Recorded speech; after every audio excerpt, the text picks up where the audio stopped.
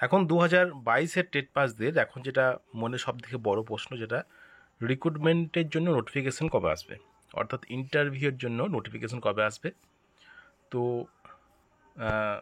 গত বছর 10ই জানুয়ারি final answer কি বেরিয়েছিল এবং তারপরেই কিন্তু রেজাল্ট প্রকাশিত হয়েছিল। তো বিষয়টা হলো এমনই যে খুব তাড়াতাড়ির মধ্যে কিন্তু টেট পরীক্ষাটা নেওয়া হয়েছিল এবং খুব তাড়াতাড়ির মধ্যে 2022-এর টেট পরীক্ষার রেজাল্টও পাবলিশ হয়ে গেছিল। তো এই জন্যই পরীক্ষাটা নেওয়া হয়েছিল, অবশ্যই রিক্রুটমেন্ট করার জন্য। আর অনেক দিন ধরে যে আগের যে রিক্রুটমেন্ট, সেটা বিভিন্ন ধরনের কেস চলার জন্য অনেক দেরি হয় এবং পর্ষদ কিন্তু অনেক গড়িমসি করে নিয়োগ করতে। তো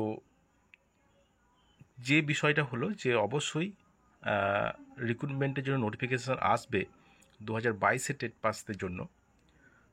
সেখানে কিন্তু কারা আবেদন করবেন, যে এখনও পর্যন্ত যেটা আছে যে টেট পাস এবং 2 বছরের ডিএলএড ট্রেনিং প্রাপ্ত, দুটোই হতে হবে।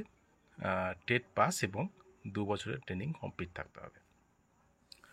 তো এর মধ্যে কিন্তু 2021-23-এর যে রেজাল্ট, সেটা কিন্তু পাবলিশড করে দেবে নোটিফিকেশান বেরোনোর আগে, অর্থাৎ রিক্রুটমেন্ট নোটিফিকেশান বেরোনোর আগে। তো সেখানে কিছু ক্যান্ডিডেট অবশ্যই যোগ হবে, তারা যারা পাস করেছিল 2022-এর টেট পরীক্ষায়। তো 2022-এ যারা টেট পাস করেছেন তাদের কিন্তু এই বিষয়ে কিন্তু খুবই গুরুত্ব দিতে হবে, যাতে করে প্রাথমিক শিক্ষা পর্ষদ রিক্রুটমেন্টের জন্য নোটিফিকেশান দেয়। তো বিভিন্ন দোলাচলের মধ্যে যাচ্ছে এখন। তো যা হোক না কেন, অবশ্যই কিন্তু রিক্রুটমেন্টের নোটিফিকেশান আসবে এবং অনেক ক্যান্ডিডেট কিন্তু সেখানে সুযোগ পাবে। কেননা 2022-এর টেট পাস হয়তো পাস করেছিল 1.5 লক্ষ, কিন্তু অনেক ক্ষেত্রে অনেক ক্যান্ডিডেট কিন্তু বিভিন্ন কারণে বাদ চলে গেছে এবং বাদ চলে যাবে। সে বয়সের ক্ষেত্রেই হোক, ডিএড বিএডি হোক, এনআইএসসি হোক, বিভিন্ন ক্ষেত্রে কিন্তু অনেকে বাদ যাবে এবং বৈধ ক্যান্ডিডেট যারা টেট পাস এবং 2 বছরের ডিএলএড, সেই ধরনের ক্যান্ডিডেট কিন্তু খুব একটা বেশি থাকবে না। এবং তার মধ্যে কিন্তু 2023-এর রেজাল্টও কিন্তু বার করেনি, এটাও কিন্তু মাথায় রাখতে হবে।